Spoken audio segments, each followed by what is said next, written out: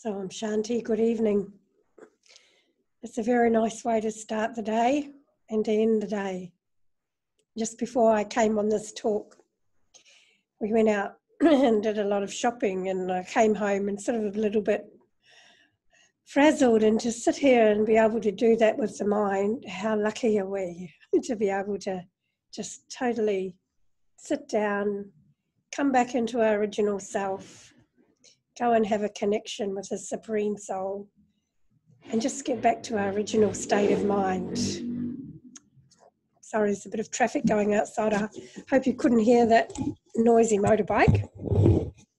Some people are on their way home from work. So as Jackie was saying, the topic for this class is a formula for meditation, because, I mean, that commentary I would never get tired of. It's so beautiful. But one thing we know about the human mind, or just about human beings in particular, is they tend to get bored doing the same old thing. And we like to do things different sometimes, and it's a bit like wearing the same clothes every day. We like to change them because we want to wear a different colour, because we want to feel different. And so meditation's a little bit like that too. And sometimes meditation doesn't seem to work for us because we're a little bit bored with the thinking. And so over the years, I've actually created quite a few formulas for myself. And I never use them for very long, but I've had a couple of successful ones that I often go back to just refresh myself a little bit and go back into that experience. And, we're in this world today, and there seems to be like a smorgasbord of things for us to tap into, especially for meditation. And so, there's the BKs as one group, but there's so many meditations actually even on YouTube. And maybe when you've been home, you've explored them and found some that you've liked, some that you didn't like, some that have commentaries, some that just have nice music, some that just have nice pictures. But whatever it is, it gives us a different experience, and it's very refreshing to be able to do that, because it's really my mind and my thoughts, they're a little bit like a marriage in a way. I've made a commitment and I'm stuck with them. So if I keep having the same old thoughts, I'll keep having the same old feelings, and I'll keep doing the same old thing. But if I go somewhere else and I do something different, I'll have different thoughts and I'll do something different and I'll feel a lot better. And that's why it's so important to explore all these things. And while we've got time, why not? Why not go and just see what kind of thoughts put me in a peaceful stage, what kind of thoughts put me in a happy stage, what kind of thoughts even elevate my thinking. Because really the ultimate connection is if I can raise my thinking enough, if I can elevate my thinking enough, that I can experience a deep connection and get some power from the Supreme Soul.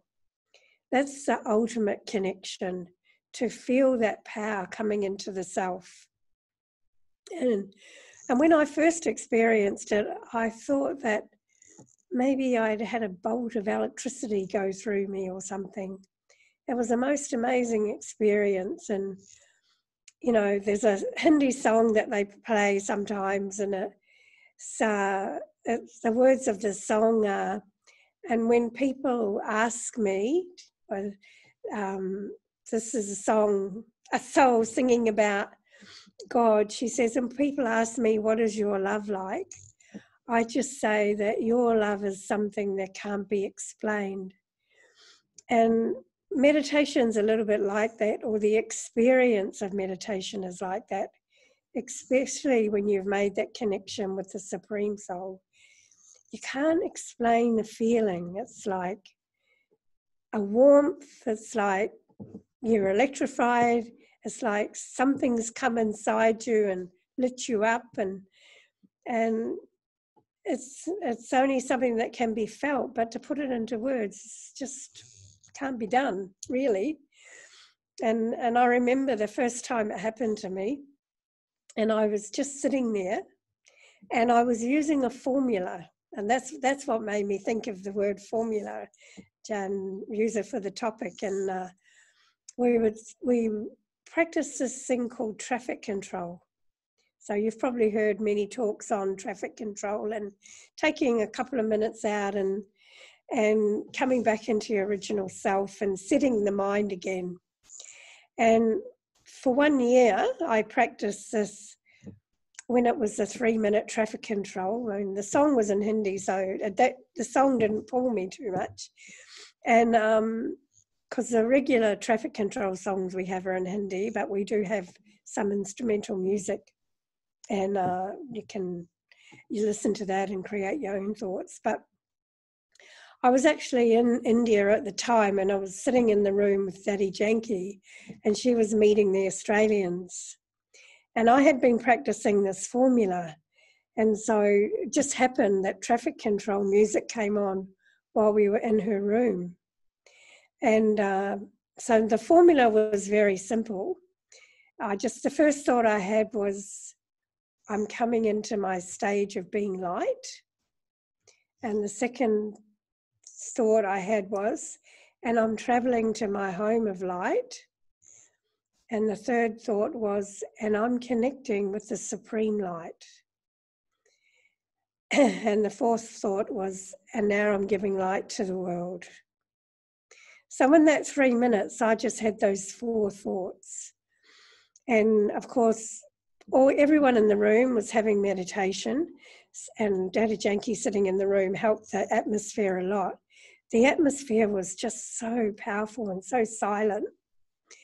And afterwards, when the meditation finished, Daddy Janki looked at me and she said to me, "What were you thinking?"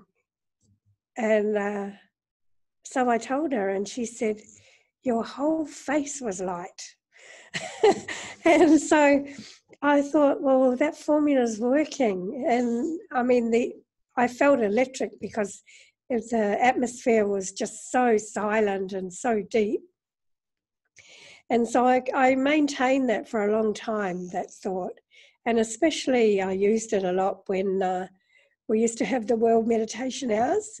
And because that's a time when our thoughts help the world. And in those days, I lived in the centre, of course, so we had to get the whole centre prepared for World Meditation Hour on a Sunday night. Excuse me, 6:30 to 7:30. And I practiced those thoughts a lot at that time. And I really felt that, sorry.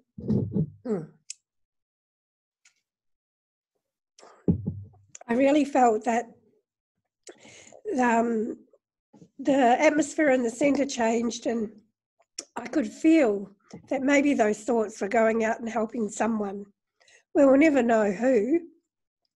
But what I used to imagine was that there was a road outside, and all the souls of the world were walking beside the road.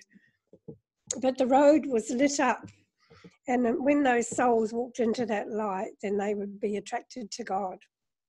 And I used to kind of visualize that in my mind at World Meditation Hour, that road was waiting to pull souls to them. And many times in those years when we started World Meditation Hour in the 80s, so many souls came, and we often thought it was because all the centres in the world were having the same thoughts at the same time, even though it wasn't united as in exactly the same time, but it was universal, because every hour another country was having World Meditation Hour.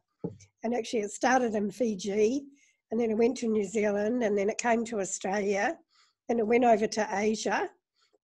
And he goes to Africa and then goes to the other side of the world, you know, to America and London and Europe and all these places. So you can imagine how just the pure thoughts of everyone was having a big effect on the atmosphere.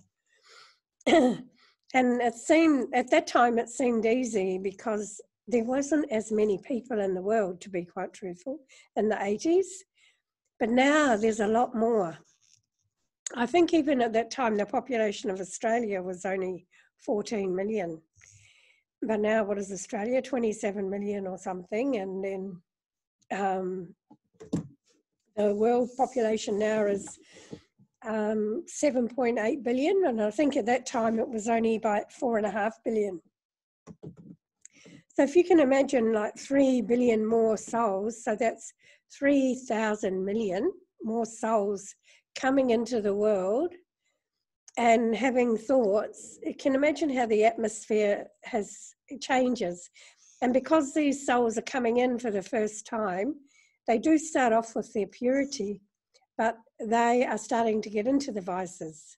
And so their light is going out, and we're all trying to get all the ones who've been disillusioned by the world to bring their light. So this world meditation hour plays a very special part in that, and it did, especially in the 80s, to wake people up. But the other day I was, well, it was the morning actually, it was 4 o'clock in the morning, and have any of you gone on to the Choose to Be Calm, that one that's being run from Melbourne actually, and Cal was organising it from her project of Calm in the City. And it was Sunday morning, I think it was about the 2nd of August or something. And I just happened to listen to the commentary at 4 a.m. You know, because even we get up at 4 a.m. every morning, but sometimes just need something to start the mind on the right path. So I thought, well, the commentary's in my inbox, why not listen to it? And so I did listen to it, and it was a stunning commentary. And it really, really uplifted me. And even though the commentary was only 10 minutes, afterwards, it gave me so many thoughts about how to connect with the Supreme Soul, how to use thoughts to help others, and how to come into my own mind and step away from the old world. And of course, the word step was the key, because the first part of the commentary was step back, you know, and just when I came home tonight and I sat down here, and that's what we have to do. We have to step back and take a step back from our life, and just everything that's going on around us, we just have to put it aside. And then the next part of it was step in. And that really was so interesting, because it just said step into your own mind. You know, because all day we're thinking, but how often are we looking in at what we're thinking? You know, sometimes the thoughts are just happening. So it said step in. And I was just sitting there quietly thinking, okay, I've stepped in. And my mind's a little bit blank. It's a little bit of a clean slate here. And at that hour, 4 a.m., it was really quiet. So I thought, well, I've stepped back because it's really quiet here. I've stepped in. What next? And then it said, step up. And that really got me, because I thought, oh, I've never really thought about that. But I did get a little bit of a visual in my mind, because many years ago I used to do step classes, and I don't know if anyone of you have ever done them, but when you're at the gym, they give you a step and you have to do all these different movements at the step. And I always found the step up and over was always a little bit of the hardest. But anyway, I just got that visual, step up. So I stepped up, and it said, step up to your higher self. And then, you know, it brought back all these thoughts from the first lesson, because, usually when we bring people in to do the course, we tell them we're going to teach them how to meditate. But first we have to introduce them to the self. And my first lesson wasn't any different from anybody else's first lesson. I had to be introduced to this thought that I'm a soul. And not just that I am a soul, but in my original state, I'm a peaceful soul. You know, I'm a happy soul. I'm a loving soul. I'm a wise soul. And I'm a powerful soul. And so stepping up to your higher self just reminded me of those thoughts, that in our original state, it's our original nature, and it's the original nature of all souls actually. But all of us have gone on our journey through life and we've kind of lost our origin, and we've acquired a lot of things along the way. So stepping up to the higher self is just sitting in that peace and that love and that happiness that I have inside me. And then it said, and step up to your connection. Well, it said step up to a higher power.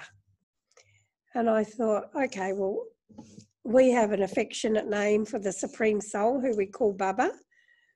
But I thought, well, this commentary was pretty general for everyone in the world, so not everyone would relate to the Supreme Soul as Baba. So I thought, okay, so I'll step up to the Supreme Power, to that higher power that I know. And then it said, stay in that stage and feel yourself, because this higher power is like an ocean. And this ocean is always flowing.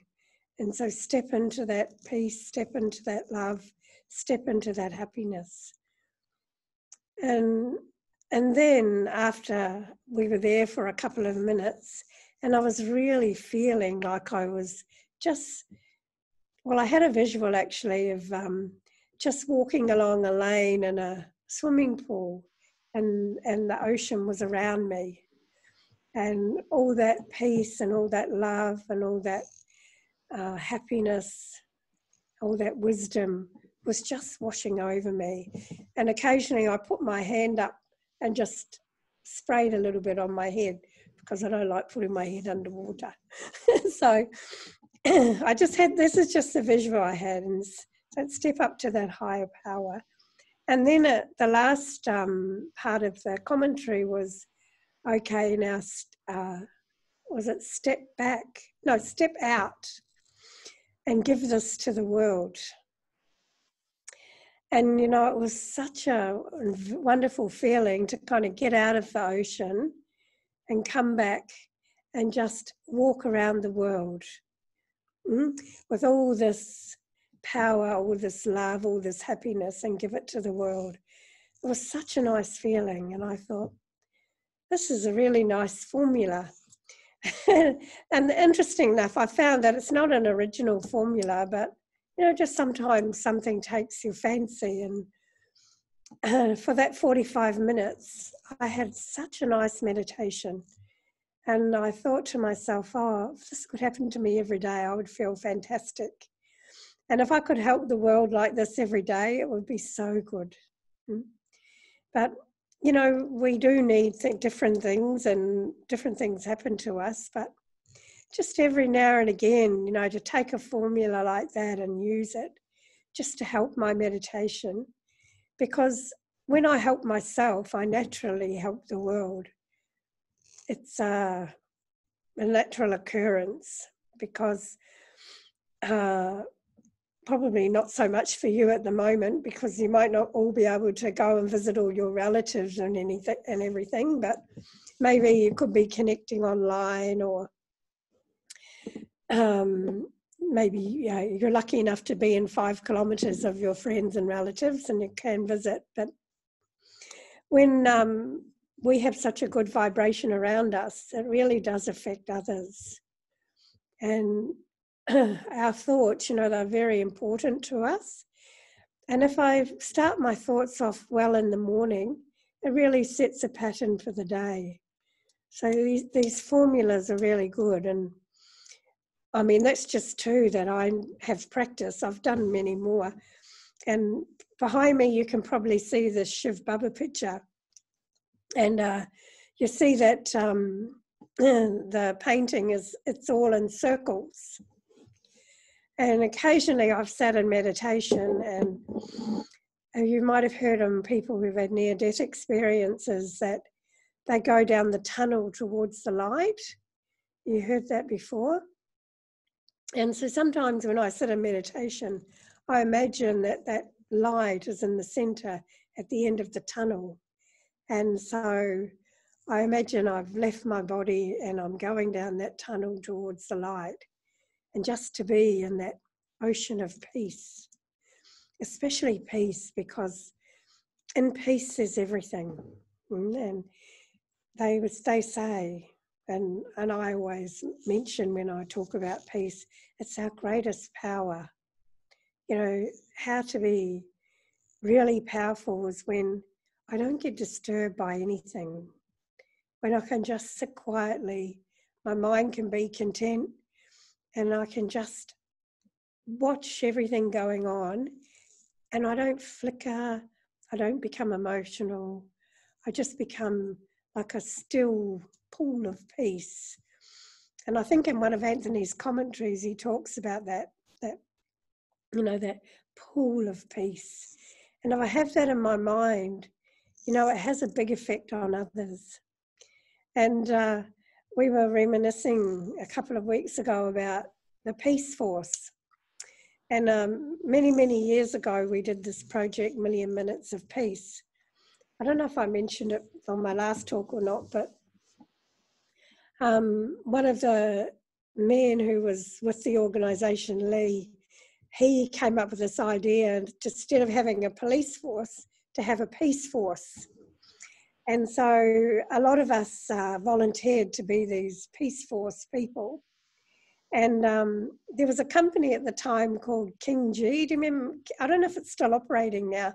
It's called King G Overalls. You know, some of you may have heard of it before or may not, but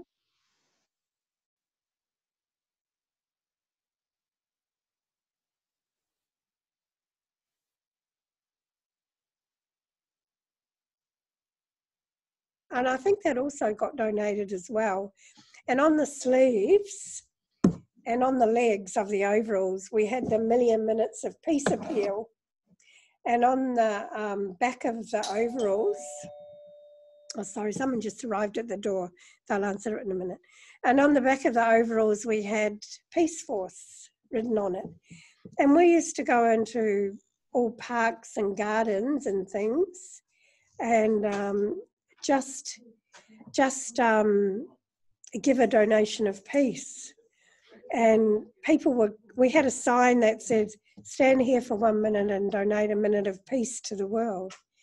And many, many people really enjoyed doing that. And this was a year-long project, and we did it in many places. And it was very successful. And in fact, we got more than 1 million minutes of peace. We got about 80 million minutes of peace worldwide. And of course, the organisation got a big peace award for it from New York City, and Daddy G went to New York to accept that award. But I just remember, you know, how special it was that just sitting in that peace. And I remember one day when I was out, one lady came and she stood there there was about 10 people, and we just had a minute's silence, and they all went away after that. But she came back, and I was still standing there. And we didn't move. We just stayed very quiet all the time. And she held my hand and she said to me, I just want to stay in your peace for a while. She said, I want to see if I can take it with me. And of course, we weren't allowed to react or anything because we were the Peace Force, so we just stayed quiet. But we always had someone watching us, and so the minder took her away afterwards and spoke to her. And I think eventually she ended up coming and doing the course, but she went to the main centre in Brisbane at that time because that's where I was living. But I just thought how special that was. And another time, it happened to me when I was delivering a parcel, that I went into this office and the receptionist wasn't there, and the guy in the back office came out, but he didn't come to the desk. He came around the desk and stood beside me, and he said, "I just want to stand in your piece for a minute." And I was really surprised because, I was just going about my day, having the job and having to do all the deliveries. And really, I wasn't thinking like that. But, maybe that vibration just carries with you. And so has an effect on others. So these special formulas for meditation and having this connection with the Supreme Soul, it changes the way people respond to us. And the more we do it, then the more it's going to have an effect on the world. And we had a class a long, long time ago, and I never really could imagine how it could happen. But the class was, in the class it was said, there will come a time when everyone's intellect will turn towards me, which means towards the Supreme Soul, and then there will be silence, and then I'll take you home. Excuse me, and I was wondering now, how's that going to happen? But we've just seen, haven't we, what's happened in the last few months, how everybody's had to stop at some point and just be quiet. But not everything has stopped completely, but I can imagine that there will be a time now coming up where we will have to stop. And then those of us who turn our thoughts towards God or the Supreme Soul, we will create that atmosphere. We will create that vibration, because there's a 100th monkey theory. I might have even already talked about that, but it's a silent communication that the Japanese did an experiment with, and how if we do it after a while, and enough people do it, it has an effect on everyone. So I just say to everyone, just keep up the practice, because sooner or later there'll be enough people to tip so that everyone gets affected.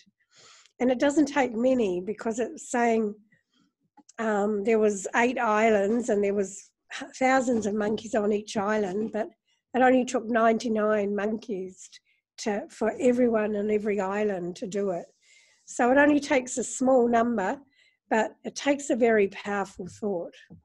And that's what we need to keep practicing. That's why these formulas are very good, because they help my mind keep focused and I stay concentrated.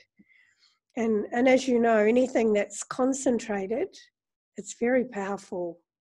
So that's why when you have a concentrated detergent or a concentrated something, you have to water it down. But we don't want to water our powerful meditation down. We want to be really focused and concentrated, because that's what happens with all these senior daddies that we spent time with, and we're lucky to, before they moved on to their next part. But I remember being in rooms with them when they would just go into meditation, and in an instant, the whole vibration in the room would change, and you would just be pulled up without making any effort. That's how powerful they were. But they had 14 years of intense practice for that, plus all the years afterwards. But what we were told about those souls is that someone had to lay a foundation for the university to begin, so that it could go out and affect everyone in the world. And when you start reading about the history of our organisation and how all the centres open, it's absolutely amazing. There was no kind of big publicity stunt.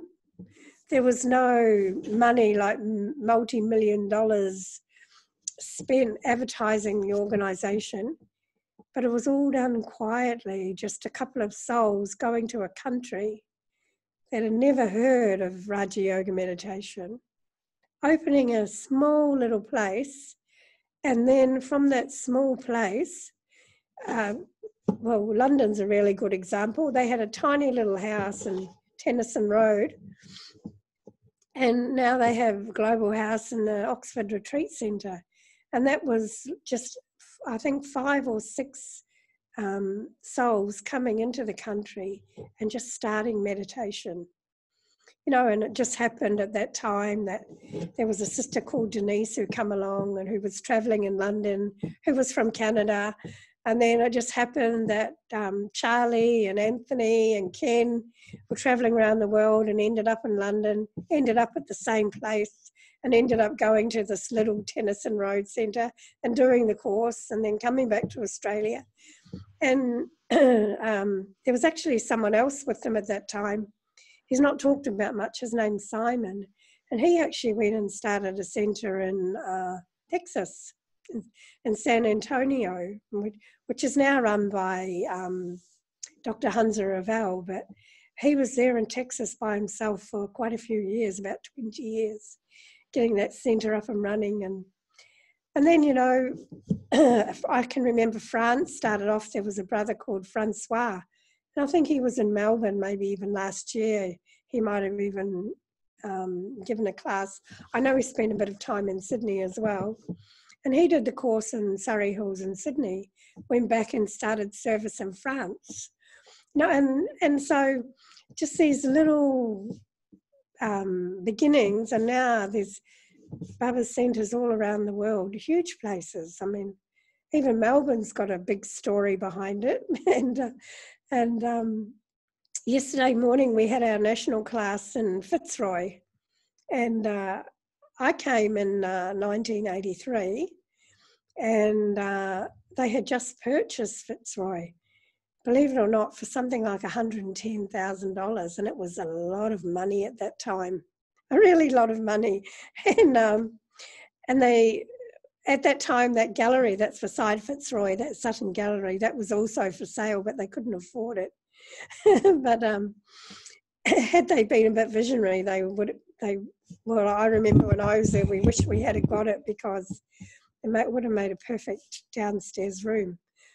But and I can remember the brothers there, Keshwar and Michael Smith and all them, all by themselves, filling up the floor and painting and getting that centre ready to. And from those humble beginnings, the centre started, and that centre thrived for years and years and years. But it's like everything has its day, and Ashfield in Sydney was the same. Very humble beginnings, but sometimes, you know, and then things have to change. And Perth was very small also, and now it has its own centre as well. So it's just quite amazing how things happen. And all around the world now there's retreat centres and big centres. But the interesting thing now is we've got this virus, and we are now getting into the stage where we can be quiet and we can get back to our original self and use our mind in the right way. And this time I have for the self, this is so important now, because back to the original topic is, it's a time for me to create some formulas for meditation. What works for me? What kind of a relationship do I have with myself? How can I elevate my thinking? How do I connect with the Supreme Soul?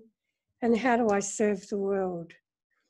So that's the kind of thoughts that can happen when we become quiet. And the souls who started off all this service of the Brahma Kumaris, they had done that work, and they've gone on to their next part.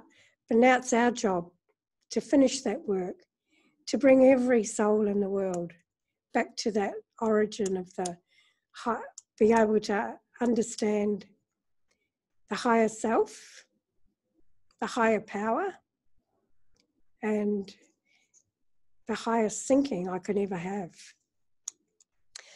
So that's what I've been thinking about. And we have to start small and think big. And so meditation's a time when I can use my thoughts in the right way. It's a time for seeing what works for me. So this formula I was looking at tonight was, the first step back. And then the second step in. The third step up. And the fourth step out. Step out.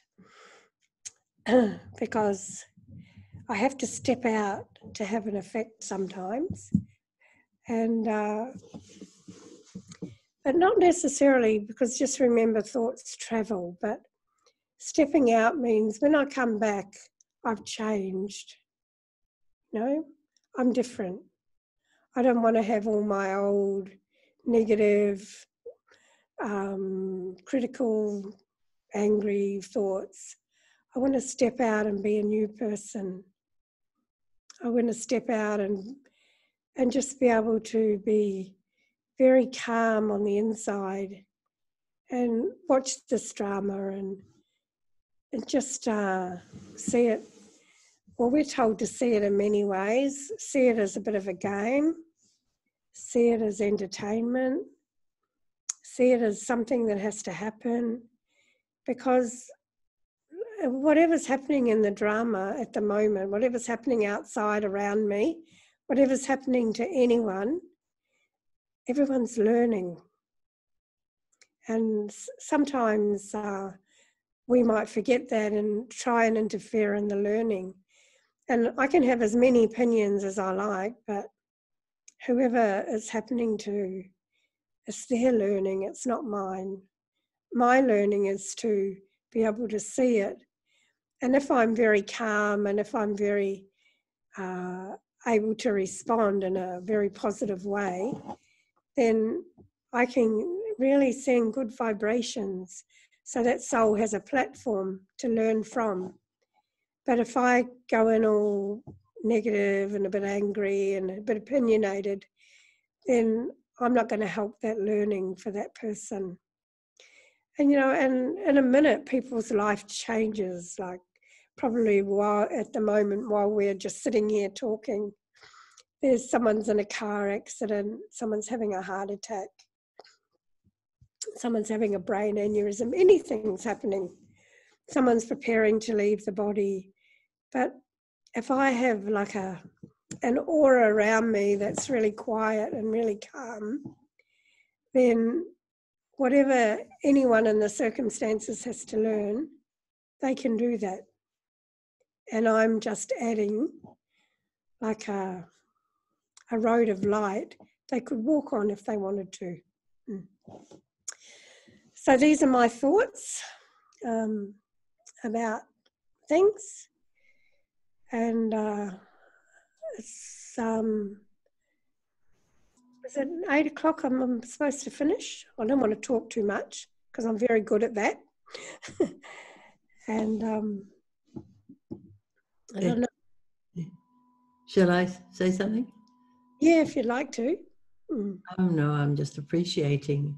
And we've already had a question. Did you see that on the chat? Oh, one question. Yeah, I can see. Do you think you can go through your meditation experiences of the formula? Yeah, I can do that. Well, remind us of the formula, the one that you started off with. I'm coming into my light. Oh, you like that one, did you? I did like that one, yes. Okay. So do you want me to speak it or do it in a commentary? Well, let's do it in a commentary and just a little bit, enlarge a little bit on how commentary is self-talk. Yeah.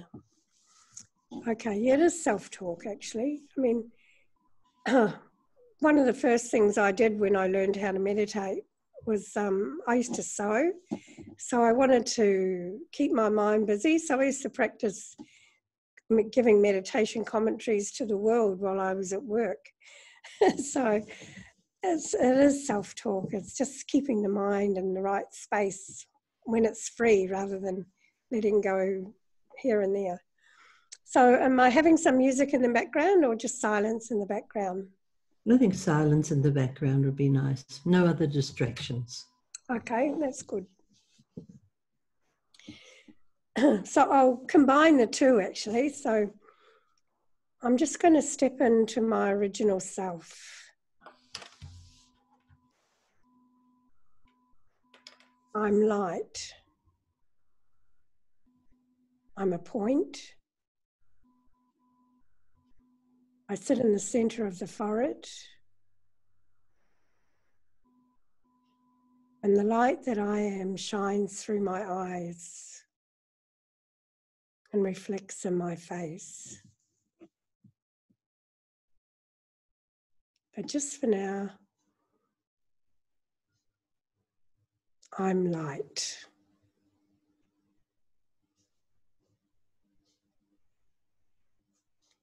And I come from a home of light, a home of total silence, a home of complete peace. It's a world of soft golden light.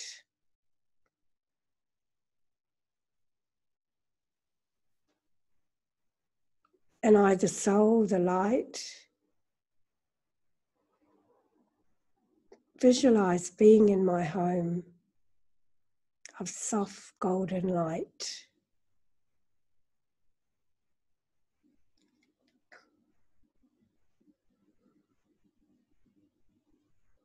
And then I feel the power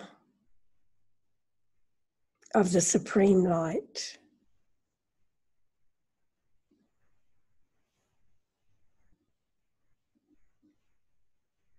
And I just feel myself being pulled closer and closer to this very powerful, sparkling point of light.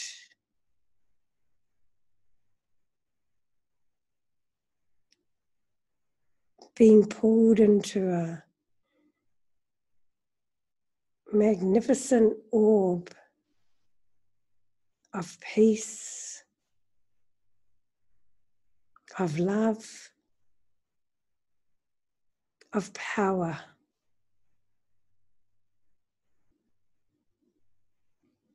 And I'm just transfixed here. I, the light, with the supreme light.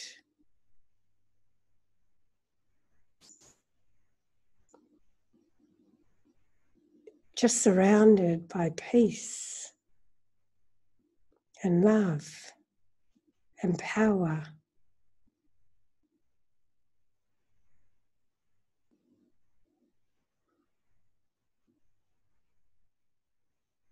And in 1 second, as we have the same thought,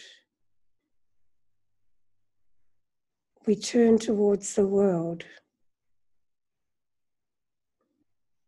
this beautiful blue planet.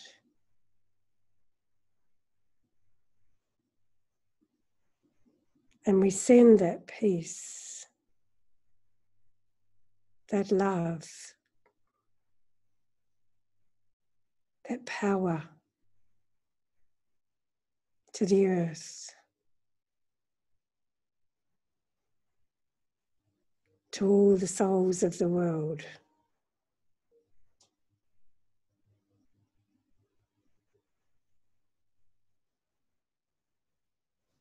I, the light, with the supreme light, in my home of light, giving light to the world.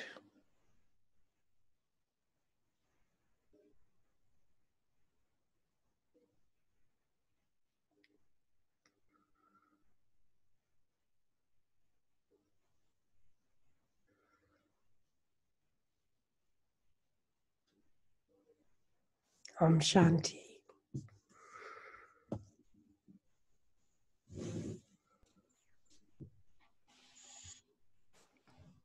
We've still got some time.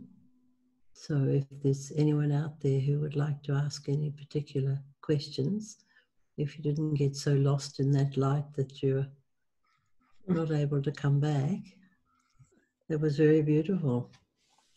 And that's what we mean by being powerful. It's powerful because there's a deep silence that was created. It's the power of spirituality. Mm.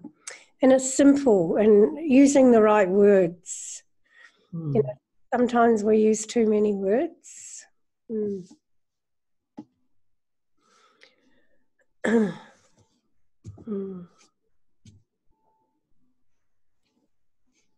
No questions?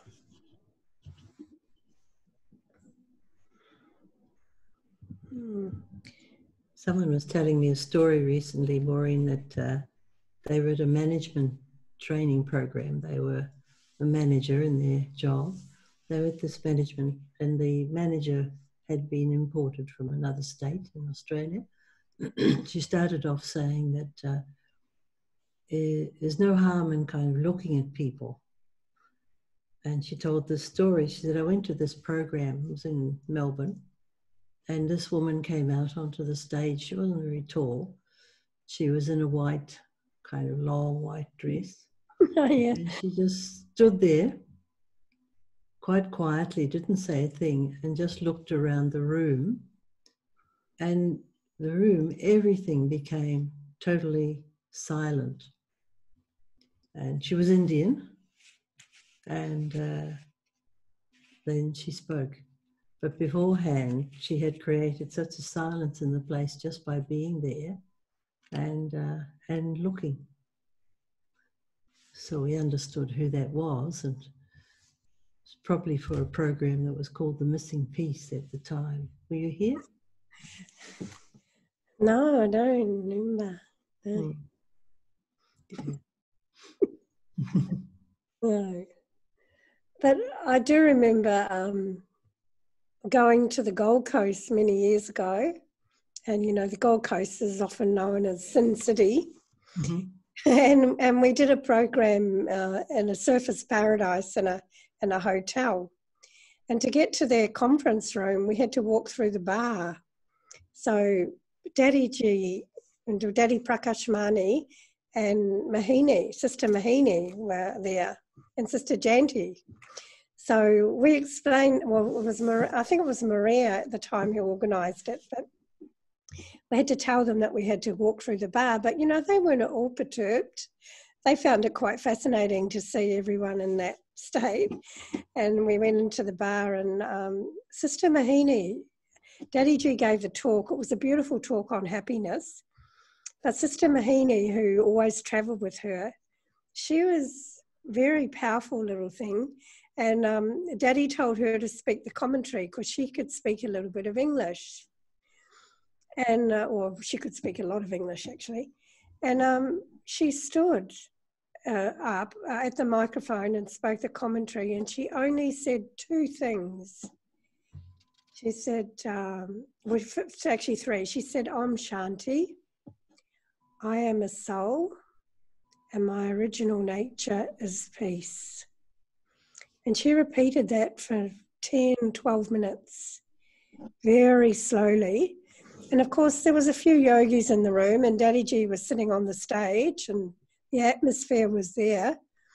But just with those two sentences, I am a soul, and my original nature is peace, it just created this atmosphere that was amazing. And I thought how simple it was, but how powerful it was. And that's meditation is meant to be simple and not complicated. So don't do too many scientific formulas. Just find a simple formula that works for you. And it can be very, very empowering. Yeah. And more, sorry, you were saying? I was just watching today, like we've got some wildflowers out at the moment, with Tremita growing things in the garden, there's mustard flower seeds and things. And we've got lots of bees. Oh, that's good. Yeah, and so just watching how the bees go to the center of the flower, you know, and we were just watching, and I had a little meditation experience knowing they know exactly where to go to get the nectar, you know, and then they take that nectar away and they give it, you know, and everyone gets honey from it, you know. So it's very simple, but it's also, it's doing a whole service to the world. So that's my thoughts here. To keep the mind simple, that's what you're saying, which is so much of our thinking clutters the mind, so much worries and past memories, and how to avoid those things. It's a really nice analogy you just gave, so that look at the bees and see how there's just one thought, which is to take the nectar from the center of the flower. Anyway, how can we keep our minds a bit quiet? I mean, how did you come to that state? So one of the question there is, how many times do you meditate in a day? Well, particular time is 4 a.m. And then I usually try and get at least 20 minutes before our morning class, and just to sit quietly and center myself. And then we have evening meditation every night, 6:30 to 7:30. And then we're very lucky here because we can join New York for the United meditation for 15 minutes from 7:30 to 7:45. And there's little moments like that, you know, just here and there. And the traffic control music goes off occasionally, not occasionally, sometimes, and just happen to be there. And then there's time to just sit quietly for a couple of minutes and have traffic control. And so sometimes people ask, you know, what's meditation? But it's having the right thoughts at the right time. You know, so there's time to sit and have meditation, but there's also times when we're in action. If we have the right thoughts at the right time, that's also meditation. Instead of reacting to something, to respond wisely to something, that's also meditation. Because you've probably heard this many times before, but the word meditation comes from the word medai, which means to heal. So that's why we have medicine and we have meditation. So if I'm having thoughts that are healing me, that's also meditation. Having thoughts that are making me feel better, it's also meditation. So it's a whole, I mean, this life is a whole work in progress life, isn't it? Sometimes we get held a bit by the roadworks, but yeah. Yeah, most of the time it's okay. It's right, don't stop, just keep going, huh? Yeah. Don't get caught by the roadworks. Yeah. Or taking a side trip, keep on the main road. Yeah. Yeah, sometimes we go on a detour. Yes, go on a detour. Are there any other questions?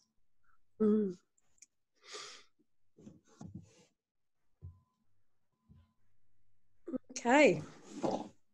Then we can close for the night. That's all right with everyone? We can finish tonight? So what's your time now? It's 8:10. It's getting on, isn't it? Yes, it's 8:15 here. One of the beautiful things about this is not having to go home now, you know, you're at home and that nice state of mind. And going to sleep in that state of mind is really good.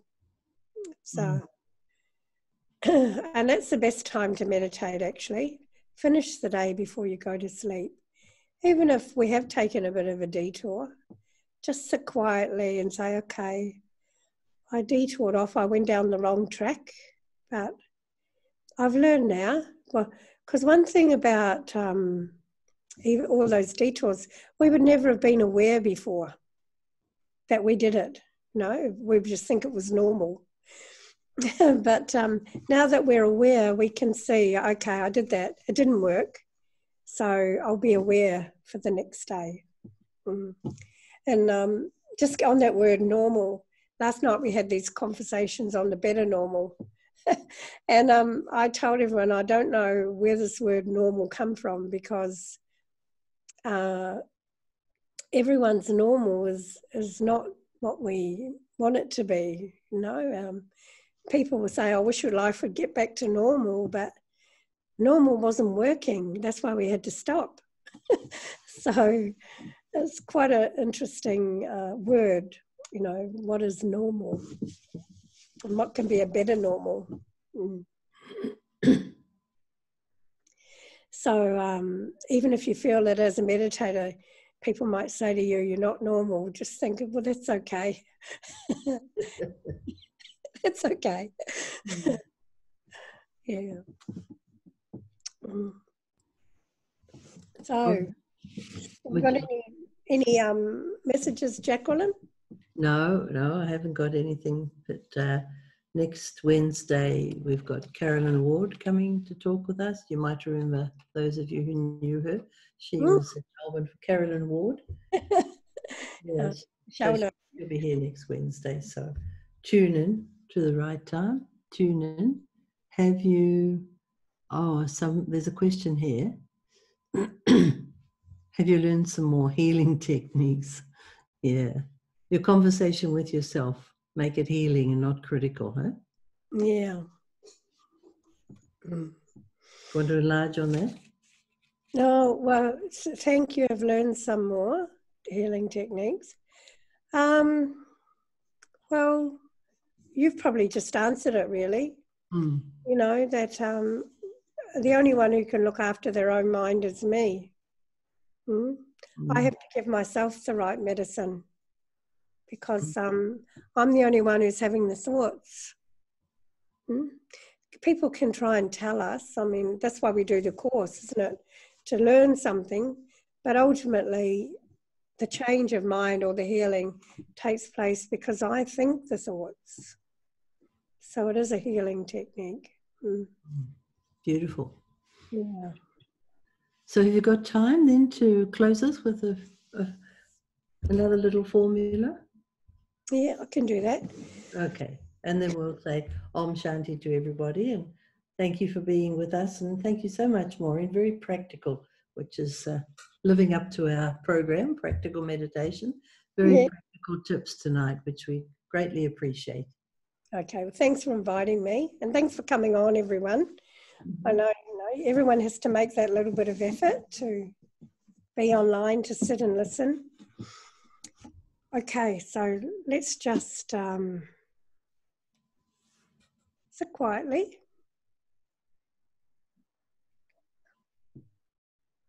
and just imagine a circle.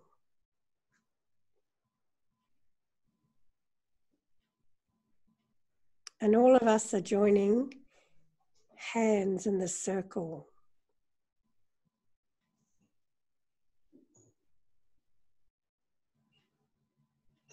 And with one thought of being light, we create a circle of light.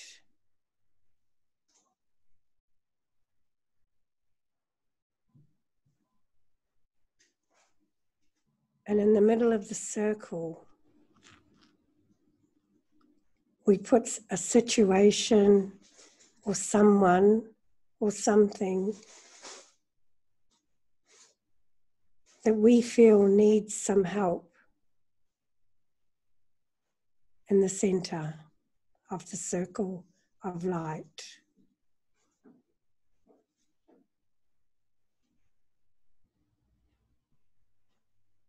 And all of us step into our higher self.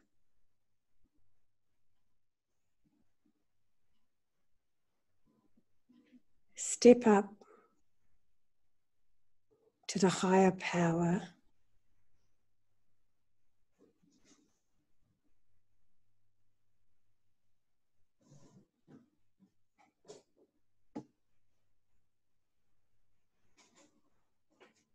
and send light to the center of the circle.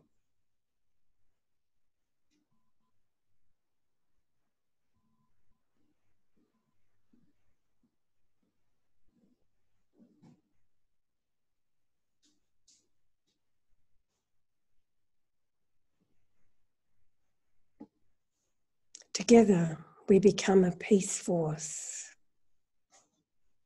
a powerful force, a healing force.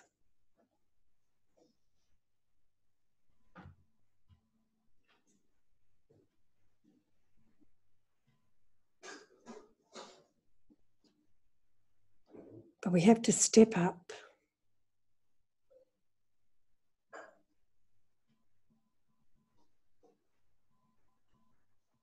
and stay with the higher power.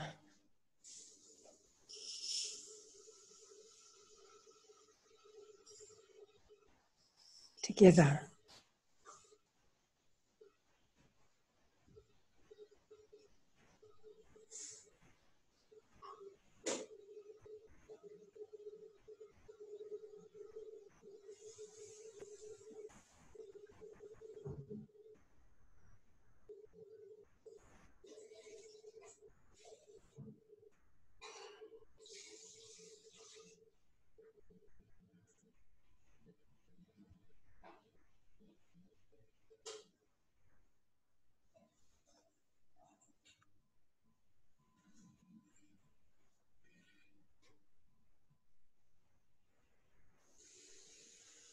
And very gently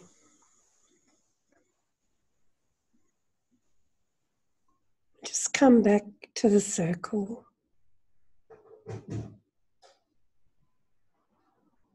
Just quietly unlink our hands.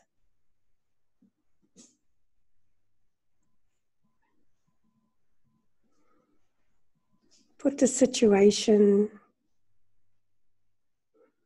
or something or people back where they are.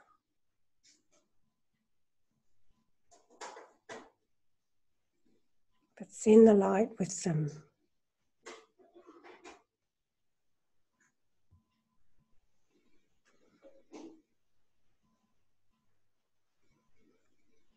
And now, just be quiet, be still.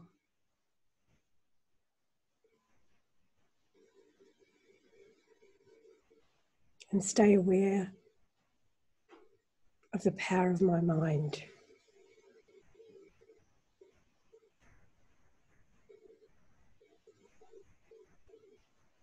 Om Shanti.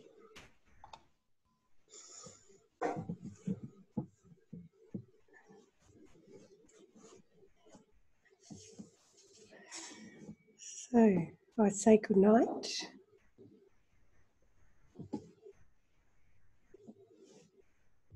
Om Shanti, Maureen. Good night and thank you. Okay.